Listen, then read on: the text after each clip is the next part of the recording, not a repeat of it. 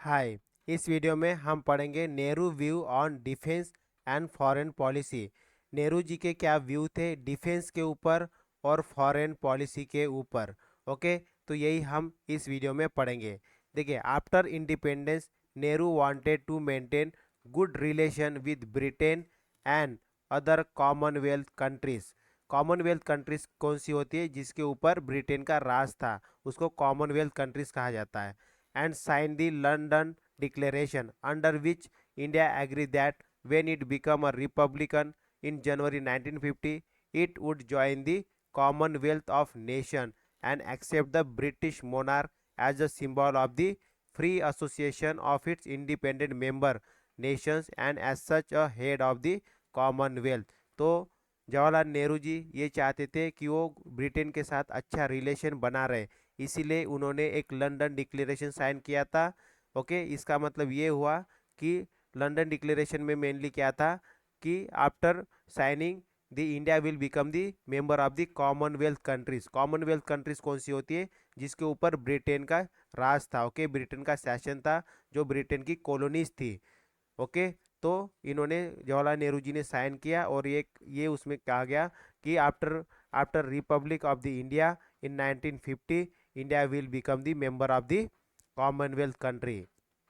So, although Nehru believed in peace and friendly relationship with the every country, he led to preparations and actual campaign against Pakistan and with regard to Kashmir.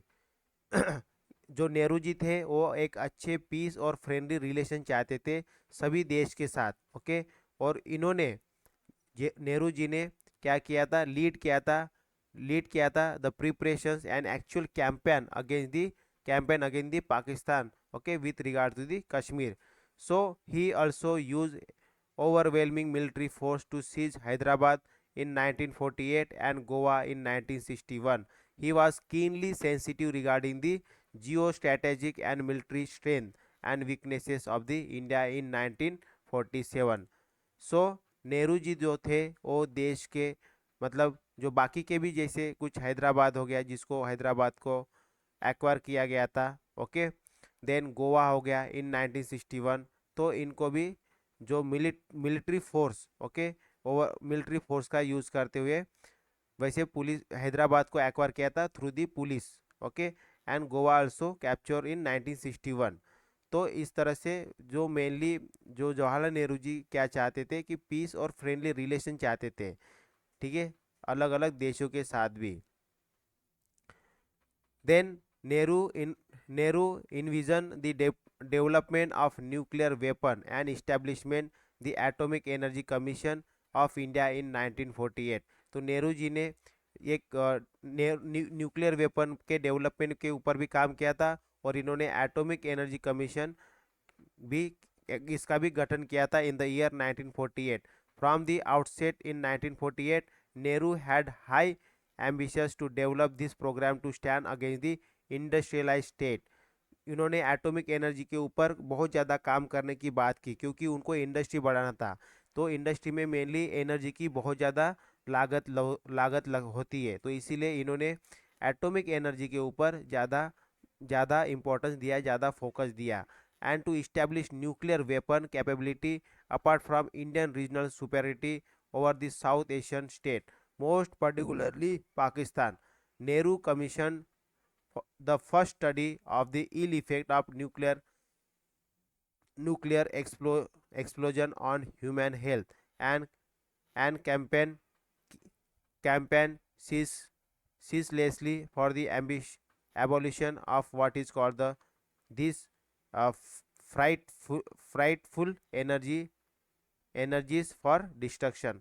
तो इन्होंने nuclear energy, okay, nuclear energy के ऊपर भी काफ़ी ज़्यादा अपने विचार प्रकट किए। ठीक है, his great contribution was his policy of non alignment during the cold war. ठीक है, जब कोल्ड वार हो रहा था तब इन्होंने किसी के तरफ भी कोई ज़्यादा अपना को मतलब किसी के भी साइड में इन्होंने अपने आप को नहीं रखा। कोल्ड वार क्या हो रहा था? मेनली कि रशिया एंड अमेरिका इनके बीच में विचारों का मेनली युद्ध हो रहा था। That is called the cold war. Okay, so So it means that Nehru received financial and technical support from both power, okay, that is US and USSR, in building India industrial base from scratch. Okay, तो जो India ने है USSR that is Russia and US America दोनों से काफ़ी मदद लिया financial and technical देश को एक इंडस्ट्रियल बेस बनाने के लिए from the scratch. Okay, from the scratch मतलब from the basic, from the base. It it mean that India maintain neutrality toward both the block. तो इंडिया ने किसी के तरफ भी अपना पक्ष नहीं रखा, खुद को न्यूट्रल रखा। Steel mill complexion were build at बोराको and Rourkela with the assistant from the Soviet Union and western Germany. Okay, तो स्टील मिल यहाँ पे बनाई गई इन दो शहर में। So his idealistic approach focus on giving India a leadership position in the non alignment. There was substantial industrial development. Industry in fact grew 7.4% annually between 1950 and 1965, almost tripling industrial output and making India the world seventh largest industrial country. तो उस समय in the year 1950 to 1965 के बीच में India में काफ़ी developmental growth आया। Okay, तो India ने ग्रू किया 7.4% एनुअली। ठीक है, इतना ज़्यादा इंडस्ट्रियल ग्रोथ हो रहा था देश के अंदर। तो Nehru has been regarded as the sole architecture of Indian foreign policy. He sought to build support among the newly independent nations of Asia and Africa in opposition to the two hostile superpower consisting of the Cold War। तो जो India था, India के जो prime minister थे नेहरू जी, वो जो नए नए जो देश इंडिपेंडेंट हो रहे थे एशिया के अंदर और अफ्रीका के अंदर, उनको सपोर्ट करना शुरू कर दिया। ओके, अपनी एक नई इंडियन फॉरेन पॉलिसी बनाए। So being a strong supporter sorry supporter to the United Nations, Nehru was taken back by the Graham report, okay, on Kashmir that suggested third party intervention। तो इन्होंने mainly क्या कहा कि कश्मीर के अंदर third party intervention होना चाहिए। That is emphasising that the country defence depend more on its moral than on the weapon. So he made a case for resolving contentions issue between India and Pakistan, particularly those related to the mutually beneficial and development project in the spirit of cooperation। तो इन्होंने mainly India और पाकिस्तान दोनों के बीच में जो जो boundary dispute थे, okay, उसको भी सॉल्व करने की बात की और इन्होंने कॉपरेशन की बात की। So on the international scene Nehru was the opponent of military action and of military alliance. तो Nehru ji mainly military action के ओपोज में होते थे जब, ओके, एंड मिलिट्री अलाइनमेंट के भी ओपोज में थे। The speeches Nehru deliver in parliament provide a brilliant analysis and evaluation of the contemporary development across the world, from Sri Lanka Tamil question to a foreign intervention in Indonesia, anti-colonial struggle in Vietnam and Algeria। ये सब इन्होंने issue solve किया। Destalinization, okay, to Nepal. He welcome the Soviet suspension of nuclear test but condemned Moscow intervention in Hungary। He was firmly against India intervention in dispute between the countries except with the consent of the disputants। Okay, so on 29 April 1954, Nehru signed with China 5 principles of peaceful coexistence known in India as a Panchashil as the basis for the Indo India border treaty।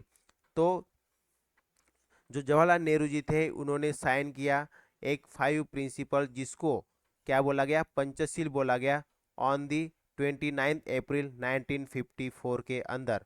जिसका मतलब क्या था, इन्होंने mainly border treaty की बात की कि border में पीसफुल नेचर होना चाहिए दोनों फोर्सेस का। ओके, तो in later year Nehru foreign policy support from increasing Chinese assertiveness over border dispute and Nehru decision to grand slam to the 14th Dalai Lama from Tibet to annulance of China which lead to the Indo-China War in 1964। तो उसके बाद क्या होता है, जो China होता है वो टिबेटियन के ऊपर कब्जा करता है। फिर उसके बाद जो 14 दलाई लामा होते हैं वो इंडिया में शरण लेते हैं, तो इंडिया उनको शरण देता है। उसके बाद क्या होता है, चाइना गुस्सा होता है और चाइना और इंडिया का वार होता है इन द ईयर ऑफ 1962 के अंदर। The war with China cause a radical shift. After that Nehru become more realistic and defence oriented. फिर जब इंडिया का चाइना के साथ युद्ध होता है उसके बाद फिर नेहरू जी बहुत ज़्यादा रियलिस्टिक होते हैं एंड डिफेंस ओरिएंटेड होते हैं। ठीक है, इस तरह से पहले वो मिलिट्री एक्शन को इम्पोर्टेंस नहीं देते थे, वो पीसफुल के तरफ ज़्यादा झुकाव रखते थे। इस तरह से इन्होंने अलग अलग जो प्रॉब्लम थे श्रीलंका के हो गए, इंडोनेशिया हो गया, अल्जीरिया हो गया, नेपाल हो गया, इन सब के अलग अलग प्रॉब्लम को नेहरू जी ने सॉल्व किया। जब नेहरू जी को न्यूक्लियर टेस्ट से मना कर दिया था तो उसके बाद उन्होंने अपना एक अलग सा प्रॉब्लम मॉस्को के इंटरवेंशन से हंगरी का जो प्रॉब्लम था उसको सॉल्व किया। ठीक है, फिर उसके बाद इन्होंने मेनली जो फॉरेन पॉलिसी थी नेहरू जी की, ओके, ये थी कि वो किसी एक पोजीशन के तरफ, मतलब किसी एक पावर के तरफ अपने आप को नहीं रखते थे। ओके, वो बिल्कुल ही अपने आप को न्यूट्रल रखते थे। तो और वो उनकी ऐसी पॉलिसी थी कि वो जो भी नए नए देश इंडिपेंडेंट होते उनको सपोर्ट करते थे। इस तरह से जो जवाहरलाल नेहरू जी थे, उनकी एक तो डिफेंस पॉलिसी और फॉरेन पॉलिसी थी। ठीक है, तो ये था मेनली जवाहरलाल नेहरू जी का defence and foreign policy.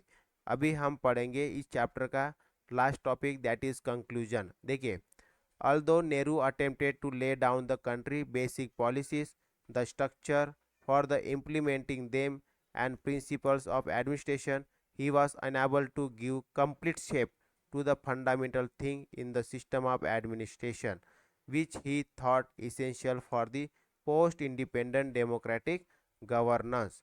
The Nehru government not only maintained the privilege of the imperial service but give guarantee them with the constitutional provisions, though as he himself admitted they hardly fit into democratic structure and they produce that sense of class division which is the base of all our social structure.